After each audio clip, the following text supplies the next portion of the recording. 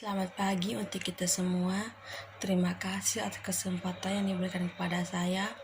Di sini saya akan membahas buku review ke-10 kajian 9 masalah-masalah sosial tentang studi visi bagaimana untuk mengerti masalah sosial oleh Clara Raine, Fakultas Ilmu Sosial dan Ilmu Politik, jurusan Sosiologi, Universitas Nusa Cendana, tahun 2020.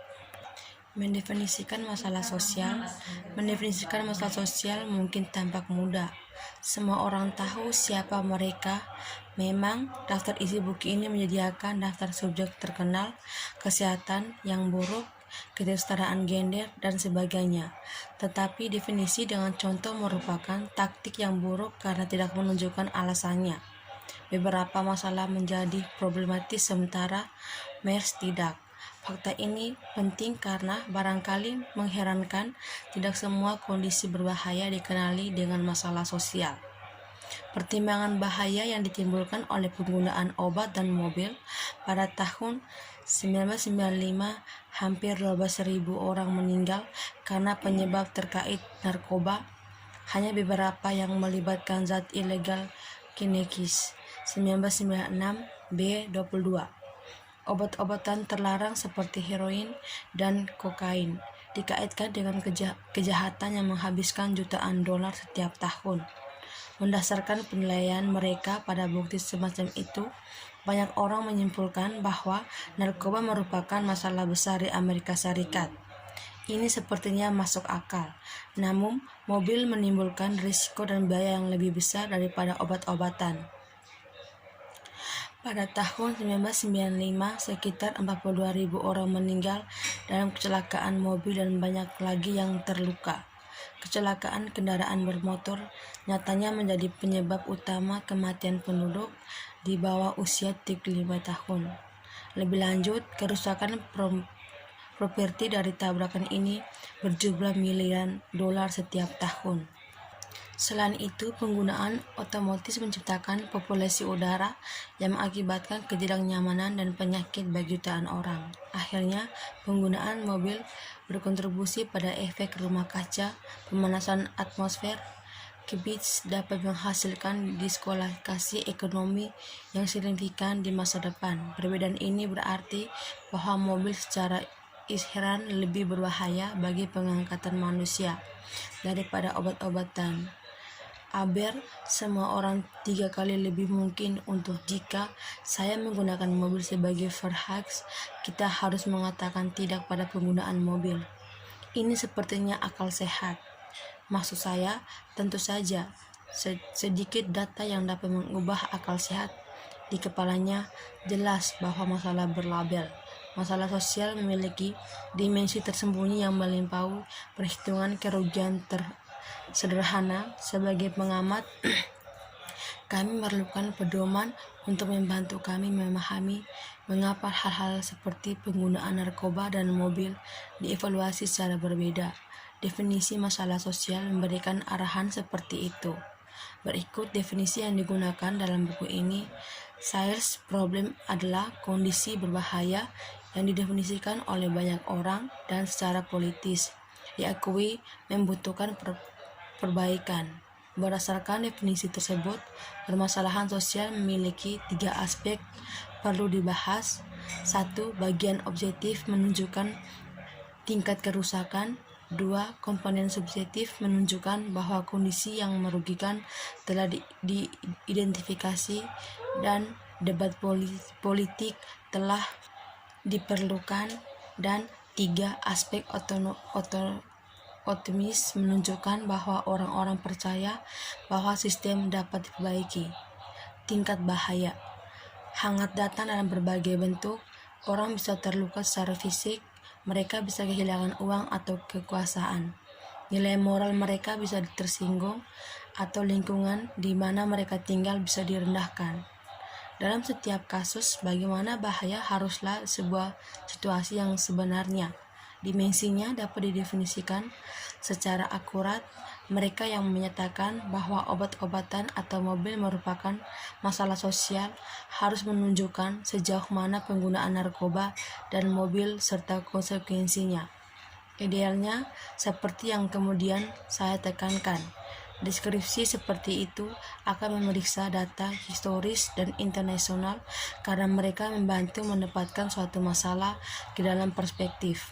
Misalnya, melaporkan bagaimana kita bervariasi dari waktu ke waktu dan dari satu negara ke negara yang lain mengarah pada pemahaman yang lebih besar. Lebih jauh lagi, informasi semacam itu membantu menunjukkan bahwa yang disebabkan oleh obat-obatan dan kebijakan yang dirancang untuk mengatasinya tanpa pendataan yang seobjektif mungkin. Sebuah tugas yang berat, sulit untuk menilai keseriusan suatu masalah sosial, sulit juga untuk menentukan faktor-faktor yang terkait. Meskipun demikian, hanya menunjukkan kesalahan bahaya saja tidak cukup, karena evaluasi yang berbeda tentang penggunaan mobil dan obat-obatan mengungkapkan tidak peduli seberapa objektifnya data tersebut, beberapa kondisi yang menghasilkan bahaya yang relatif kecil didefinisikan sebagai masalah sosial, sementara yang lain menghasilkan jauh lebih banyak kematian, kehancuran, dan seni biaya. Tidak dilakukan dengan cara ini, informasi tambahan jelas dibutuhkan. Identifikasi dan pengakuan politik, pengakuan masalah-masalah sosial membutuhkan penilaian yang bersifat selektif oleh sejumlah besar orang.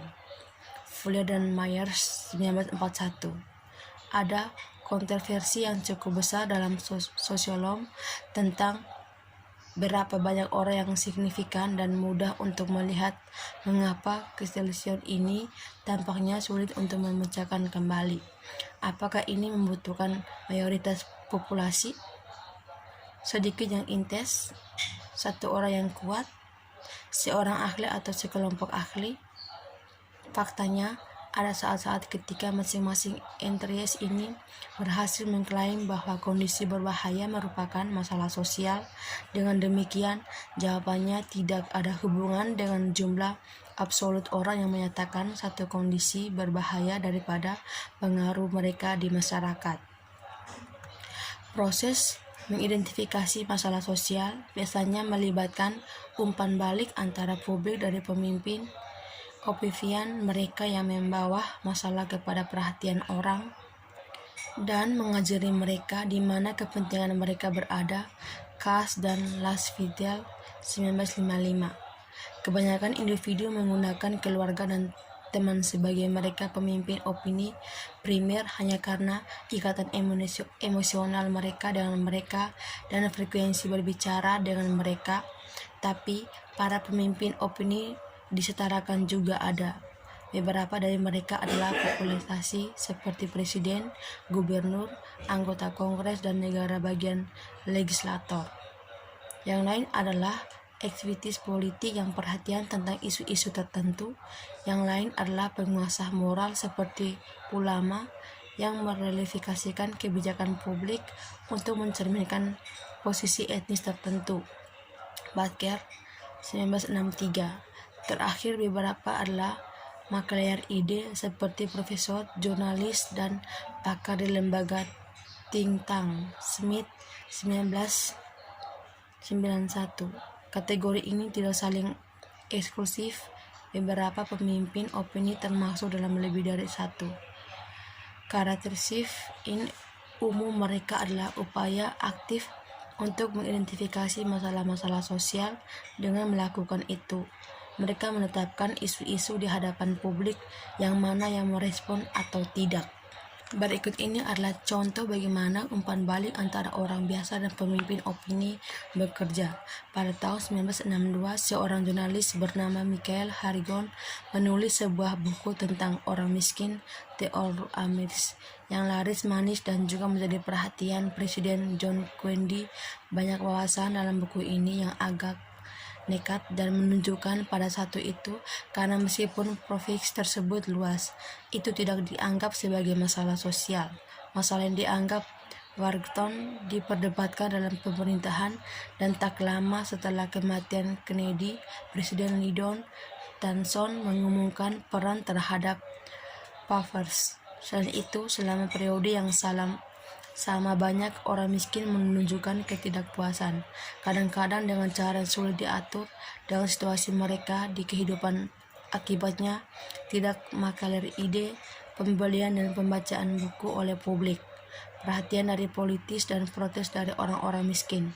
Kondisi merugikan yang diabaikan oleh sebagian besar orang atau orang miskin berubah menjadi masalah sosial lem yang tetap menjengkelkan hari ini. Misalnya di bingkai dan perdebatan politik pun terjadi dalam interaksi yang kompleks di antara para pemimpin opini dan publik.